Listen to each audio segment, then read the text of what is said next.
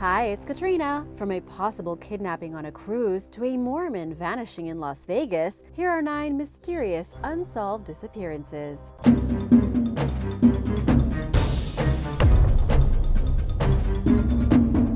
Number 9. Amy Lynn Bradley.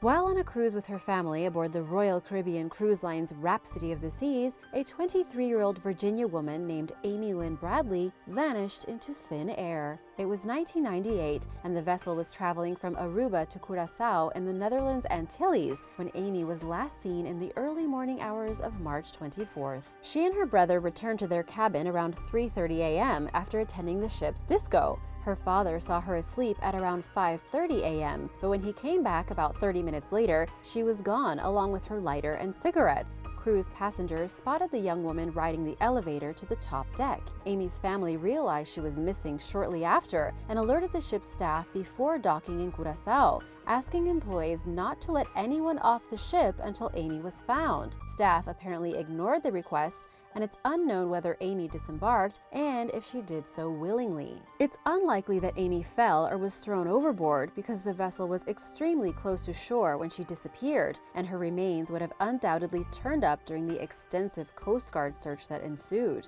But it's also unlikely that she disappeared willingly, as friends and family said that she seemed very happy with her life and was having a great time, with no signs of depression. Since then, there have been numerous unconfirmed sightings of Amy throughout the Caribbean. Most of them are related to brothels, leading her family to wonder if she was, and perhaps still is, being trafficked. Several witnesses described Amy's tattoos and other physical characteristics that were not listed in her missing persons information. Some reports, including one from a former U.S. Navy sailor who visited a brothel, claimed that Amy approached, identified herself, and asked for help before being forcefully led away by strange, aggressive-looking men. He never reported it because he didn't want to face disciplinary action. Other tourists have reported seeing her on the beach, in a store bathroom, always accompanied by men. In 2005, photos surfaced of an alleged sex worker in the Caribbean bearing an uncanny resemblance to Amy. Her family believes it's her in the pictures, and law enforcement has not ruled out the possibility. Unfortunately, they haven't been able to find her. All things considered, it's quite possible that Amy is still alive. The FBI is offering a $25,000 reward for information leading to her recovery. Number 8. Rico Harris.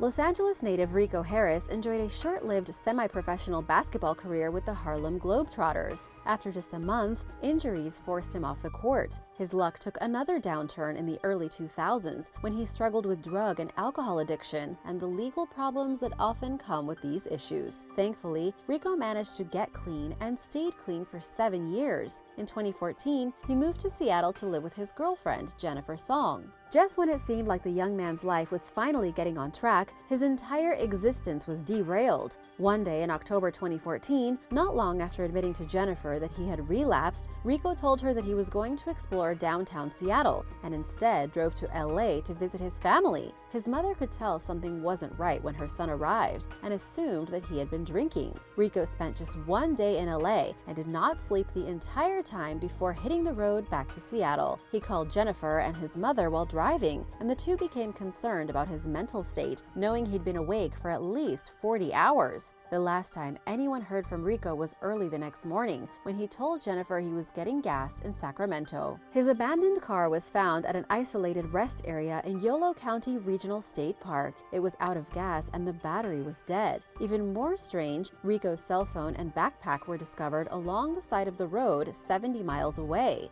His car and belongings showed no signs of foul play, but the phone contained a strange video of Rico ripping and throwing things in his car shortly before his disappearance, serving as alarming evidence of his disturbed mental state at the time. People reported credible sightings of Rico, but all tips led to dead ends. No trace of the man himself was ever found, despite an extensive search, and authorities admittedly remain baffled about Rico's disappearance. Jennifer has cooperated with the investigation and assisted in the efforts to find her missing boyfriend, and is not considered a suspect.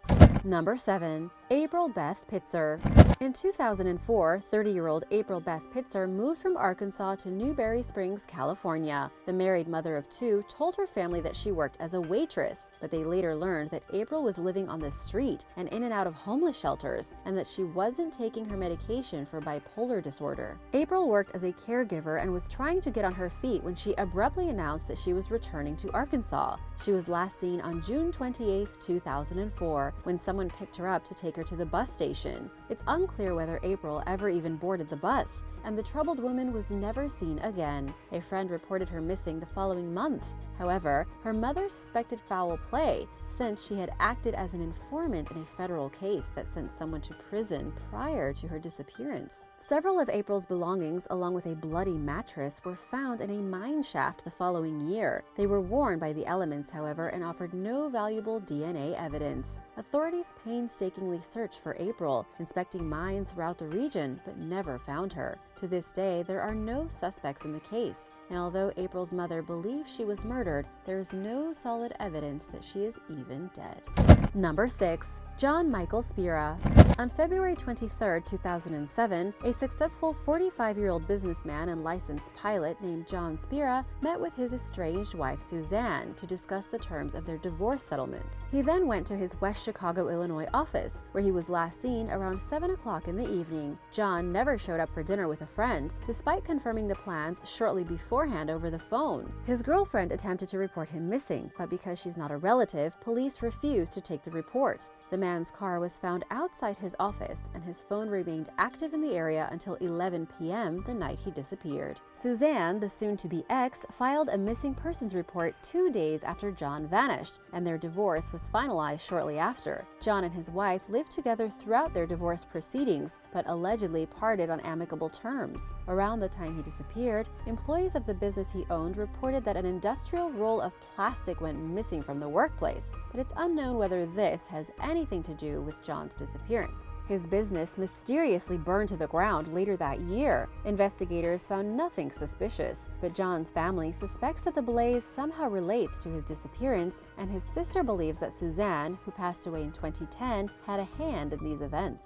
John's credit cards and identity have not been used since he vanished, no signs of foul play have been found, and there are no suspects named in the case, leaving detectives to wonder if he abandoned his life voluntarily and started over as someone else. Interestingly, earlier this year, detectives took a fresh look at the case and issued a public notice urging anyone who invested money with John to contact them.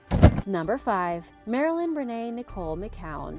Marilyn Renee Nicole McCown, who went by Nikki, was last seen at a laundromat in Richmond, Indiana on July 22, 2001. Surveillance footage shows the 28-year-old leaving the establishment in her vehicle, seemingly in a calm state, although she had mentioned to her mother earlier that day that some men harassed her at the business. Nikki, a bride-to-be with a young daughter from a previous relationship, never returned home. Her fiancé tried returning his wedding band, which Nikki had purchased, and sought refunds for expenses related to their upcoming wedding, claiming he needed the money to buy a cell phone and fund the search for Nikki. He reportedly failed a lie detector test, raising the alarm that he may have been involved, but he disputes these claims. More details slowly came to light, including Nikki's recent affair with a man named Tommy Swint, who became a police officer after she vanished. He resigned 2 months into the job when his superiors learned he was a suspect in the case. Swint was actually later indicted in another woman's murder, but committed suicide before authorities could arrest him,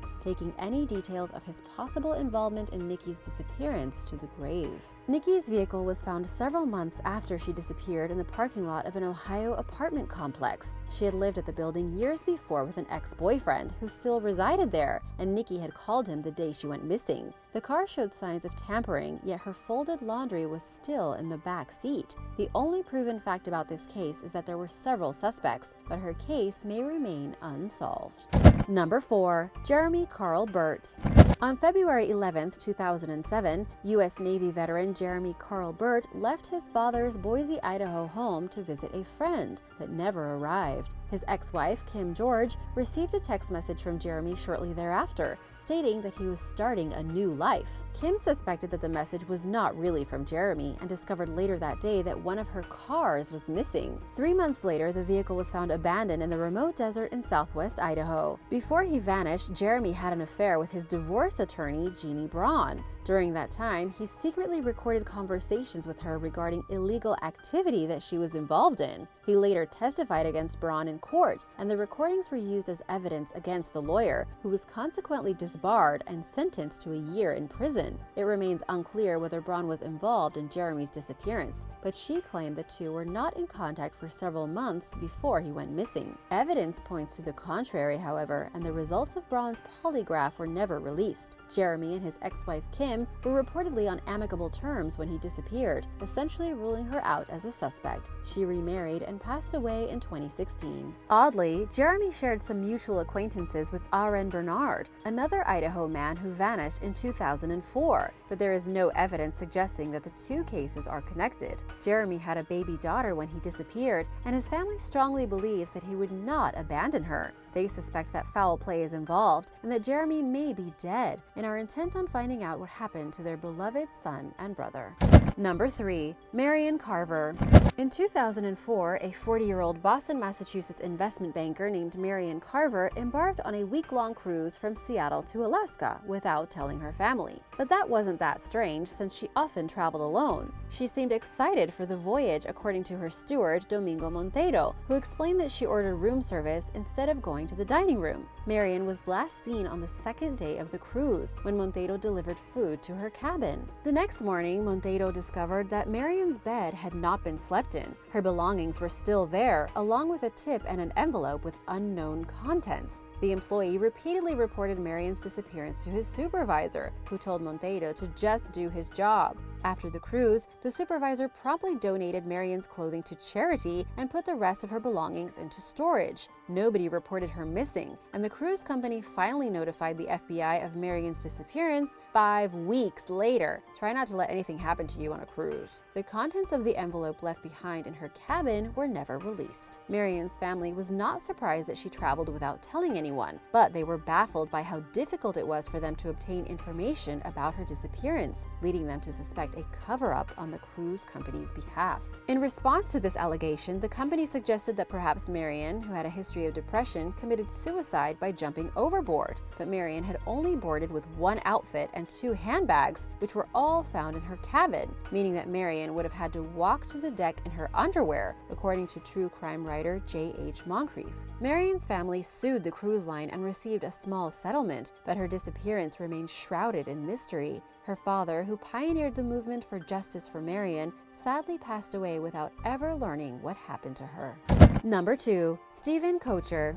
After leaving his St. George, Utah home on December 12, 2009, a devout 30-year-old Mormon named Stephen Koecher told some friends over text message that he was heading to Las Vegas. He was last seen alive the following day on home surveillance footage, captured 140 miles away in Henderson, Nevada. The strange video shows Stephen parking his Chevy Cavalier in a cul-de-sac and calmly walking away from the vehicle with something tucked under his arm. Inside the car, police found Christmas gifts Stephen had purchased for his family, along with some personal belongings. His cell phone and wallet were missing, however, and his cell signal was picked up at various locations for the next several days before it was lost. Stephen was originally from Texas and grew up in Salt Lake City before moving to St. George. He had no known connections to Henderson or the Las Vegas area, leaving his loved ones and the authorities equally perplexed about what he was doing there when he vanished. Drug and alcohol use are against Stephen's Mormon faith, and he does not appear disoriented or upset in the footage that shows him deserting his car.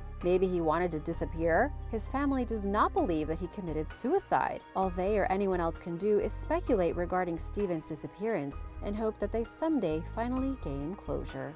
Number 1. Hatis Corbacioglu. Turkish immigrant Hatis Corbacioglu was last seen on June 13, 2009 in Toronto, Canada, when she left to visit her married boyfriend, Riza Kosa, in New York. The 32-year-old was never heard from again, and her family's attempts to reach her through Koecher were unsuccessful, with the man reportedly changing his story whenever Corbacioglu's relatives called and questioned her whereabouts. Koecher eventually stopped communicating with the missing woman's family altogether. Corbacioglu's car was found abandoned at JFK Airport, and her cell phone and bank account showed no recent activity. There are unconfirmed sightings of her in Turkey, but no official record of her ever entering the country exists, leading investigators to believe that she never left New York. The following year, Koecher, a Turkish refugee who lived in the Long Island suburb of Hicksville, became a suspect in the murder of his wife, Winsome Angela Perez. Perez's body was found stuffed in a bag and dumped at a factory where Koecher once worked as a welder. By then, Koecher had taken a one-way flight to Turkey. He committed suicide shortly thereafter by jumping from a 9-story building, leaving behind an ominous note about how he made the biggest mistake of his life by falling in love with a Canadian woman who knew about his wife and was under the false impression that the couple planned to divorce. Did Hatis suffer a similar tragic fate to that of Koecher's wife? All signs point toward it, but evidence remains virtually non-existent. Thanks for watching. Be safe out there and be very careful and aware the next time you're on a cruise especially. Would you like to hear more mysterious cases? Let me know in the comments below, and be sure to subscribe if you haven't already. See you next time. Bye!